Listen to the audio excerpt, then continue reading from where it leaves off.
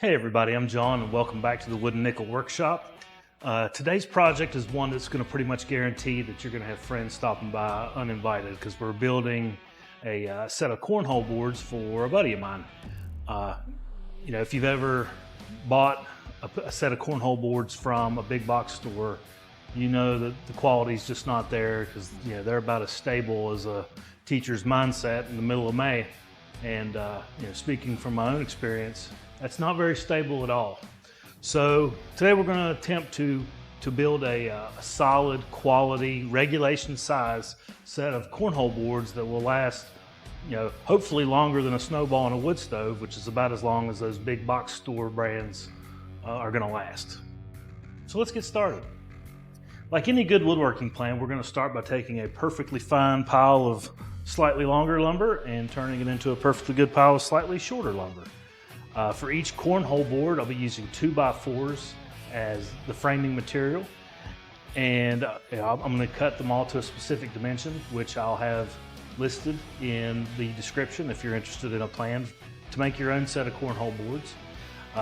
Just remember that when you're measuring your 2x4s to be cut, always measure twice and cut once.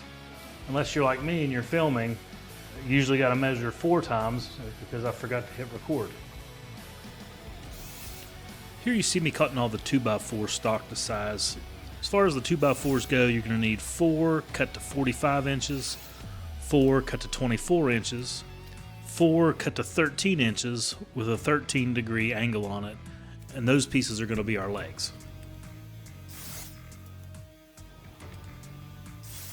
Okay, so once you're done cutting up all your framing material, you'll end up with 4 45-inch long 2x4s, 4 24-inch long 2x4s, and 2 13-inch long 2x4s that are cut at a 13-degree angle and then flat on the bottom.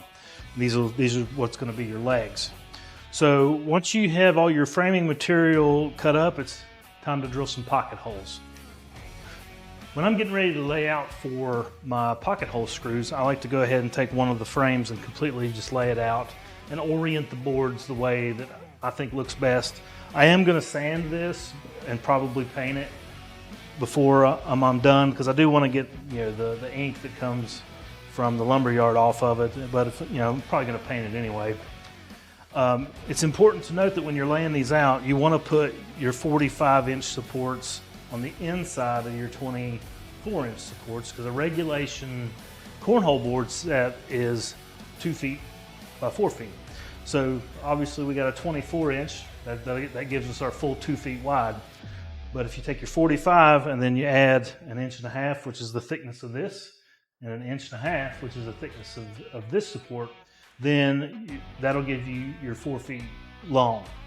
So that's important. Just make sure that you orient your boards in that way if you want to have a regulation size cornhole set. And if you mess it up, it's no big deal. Because when you're playing and you're not doing so good, you can just blame it on the board because it's not regulation. It's worth it to take the time to measure out where you're going to put your pocket holes in. Put them about every 8 inches all the way around. A little bit about my pocket hole jig. I have an older one. This one, I don't even think Craig makes this one anymore. It's called the R3. But they do make some similar type ones. There's one called, I think, the 310 or 320. You can buy just a single hole pocket hole jig that you clamp down, and I believe it's around $20 to one similar to this. It's about $50, and they range all the way up to $200 for Craig jigs. But I just take my time and clamp down each one and ride the struggle bus the entire way as I'm plowing through all these pocket holes. I mean, forevermore. Who tightened this down? Arnold Schwarzenegger?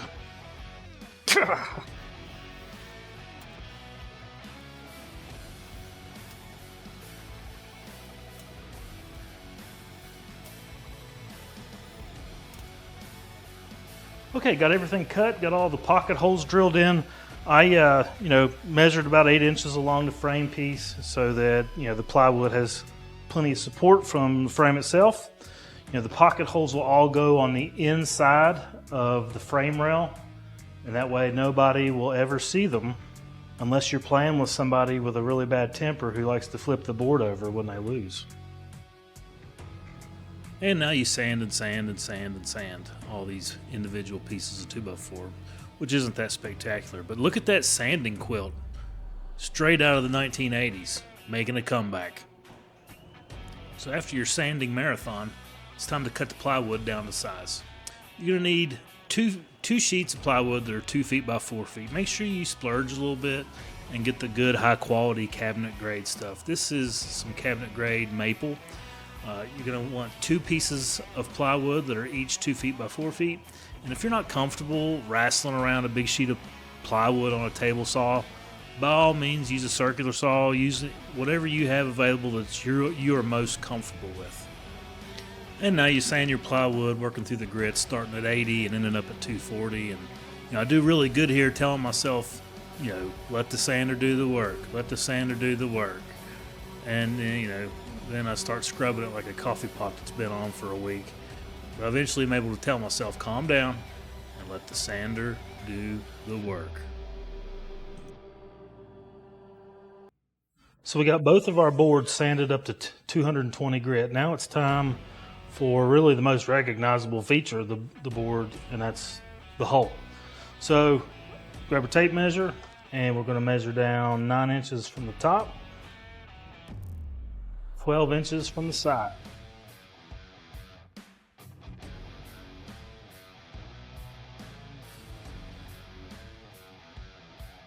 Okay, so now comes the most nerve-wracking part of the build, and that's putting the hole in the cornhole board.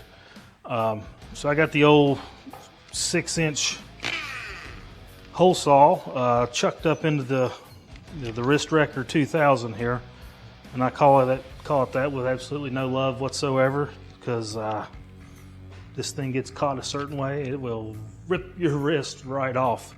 So be super careful if you're going to do this. The technique I like to use is just kind of drill halfway through until the bit is protruding all the way through. You just got to stop every once in a while, take a look, and then you can flip the board over and it'll guide you through on the other side. It'll make a cleaner hole so you don't have any tear out on the bottom. If you do have some tear out on the bottom, it's on the bottom. It's no big deal. But just to give you a better, more professional look. So, but I've got like 90 minutes of sanding on both of these boards, so I don't want to ruin it by doing a careless job putting the hole in. If you don't have a 6-inch hole saw, that's not a problem. You can do it with like a saber saw, jigsaw, and but the hole saw clearly is going to make a perfectly round hole, hopefully.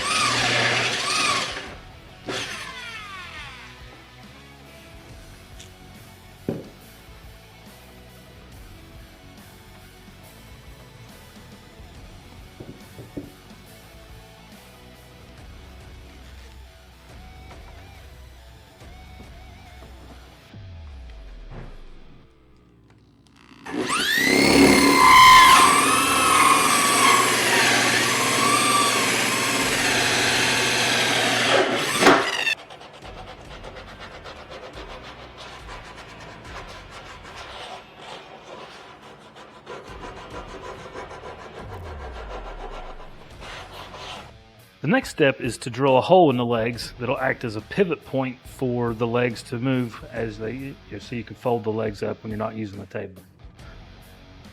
Goes 1 inch from the top and 1 3/4 inches from the side. I like to take the board that I just marked and drill a pilot hole through it, because I have to drill a 1/2 inch hole into it to accommodate the carriage bolts that I'm going to put in there to make the pivot point. So I take the top one and I clamp it up to the bottom one and I line them up as best I can. That way the holes will line up and I get nice even legs.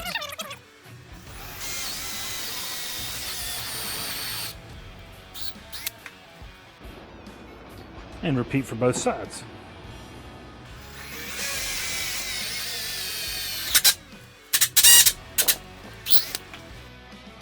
After you get your holes drilled, you got to round off the, I call them ears, and well, why not use an ears coaster to make the ears on this?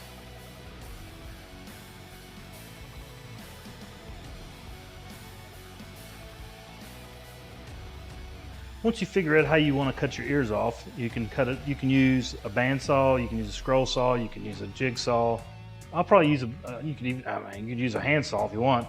I'm going to use a bandsaw, and I'm just going to get real close to the line, and then I'm going to sand it to the line. That way I know I got all of my ears are exactly the same, because once I get this cut out, I can trace it onto the one beneath it, line it up with the hole, and I know I'll have 2 legs that are exactly the same.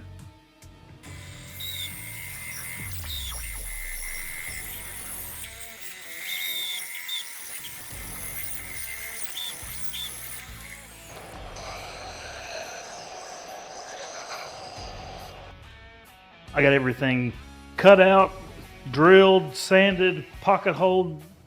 It's ready to go. It's time to stain. So before I apply, put all this together, I like to get all the staining done first.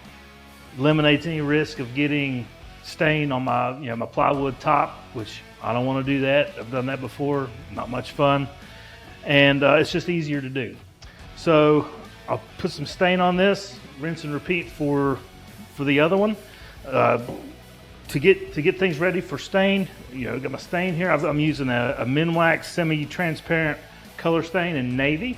Guy I'm making this for is a baseball coach, and navy blue is one of the colors of his school, so got a nice navy blue here. This stuff is thick. It's very thick. It goes on thick, so I'll have just a heavy-duty paper towel to apply it with, and some latex gloves to protect my hands, and I'll put some stain on it.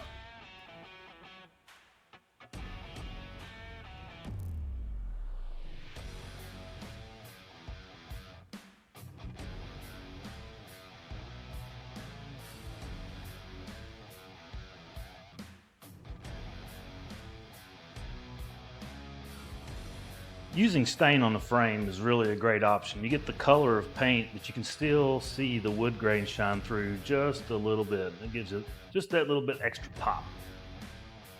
It's the next day now. All our 2x4 pieces are nice and dry. We're going to start assembling it, putting it all together, and hopefully it'll start to look like something. When it comes to assembly, it's as easy as just gluing and screwing it together. I used the 1 1/4 pocket hole screws. The only thing you really want to make sure of is that your pocket hole screws are on the inside of the cornhole board.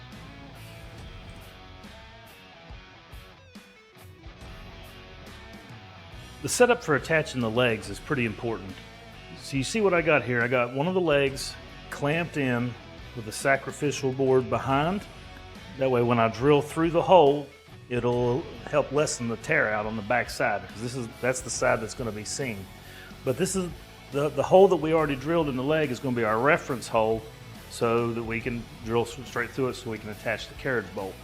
I've also got a piece of scrap 2x4 here, and what that does is it allows for a little bit of space for the leg to be able to swing up and back, and that's why we put those ears on the legs.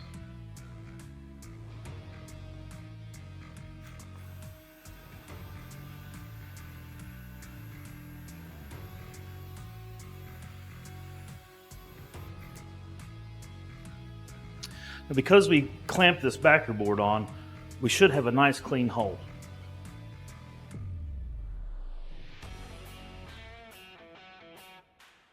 And there it is. So now you just repeat that for the other leg and both the legs on the other cornhole board. Once you got all your holes drilled and you've vacuumed up all your chips and your sawdust, that's when it's time to attach the leg with carriage bolt. This carriage bolt is 3.5 inches long and 1/2 inch in diameter.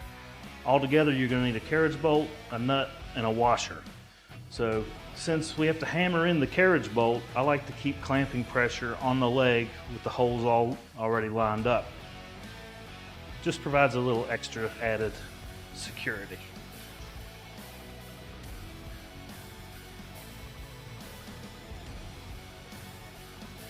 And you put the washer, and you tighten down your nut. You don't want to tighten it too securely, because then the leg won't be able to move, but a little bit more than finger pressure. So I'll grab a wrench and get that snugged up a little bit. Just kind of start with about a quarter turn. Take the clamp off.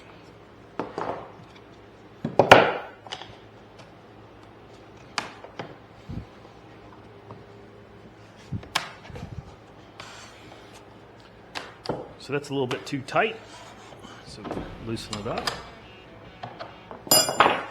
That seems to move a whole lot better, and stays in place. Once you get both legs attached on one of your boards, go ahead and pull the legs up and throw a level on top. Of course, you want to make sure that the surface you're working on is level, but this is a good way of just making sure before you move forward. That way you can make adjustments. And you just want to make sure that that bubble's right dead in the middle.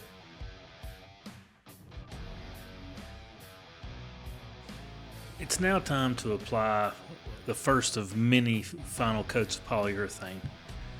You see I'm applying it here with a foam brush. That's my favorite way of applying polyurethane. The type of polyurethane I'm using is a Minwax. It's a water-based, but it's oil modified, and it's really great for cornhole boards because it dries incredibly fast. You can get several coats on in a single day. I'm able to get about 7 coats on in a single day because you only have to wait about 2 hours in between each coat, and it's ready to sand and put another coat on. As opposed to buying like a 600 grit sandpaper to do the sanding in between each coat, I just use a brown paper bag. They give them away at the grocery store. It's way cheaper than buying sandpaper, and I'm really just trying to eliminate the brush strokes and any fine particles of sawdust that may settle onto the surface as it dries. But it dries so quickly that it's really dry to the touch in just a few minutes. So I really like this product, and it is excellent for cornhole boards. Once you get all your coats of polyurethane on with a light sanding in between each coat, it's time to put on the finishing wax. You just put it on with a clean rag, put a nice thin coat on, wait about 10 to 15 minutes, and then buff it off with a clean cloth. And it leaves a nice slick finish on it that makes the bean bags slide a little bit easier.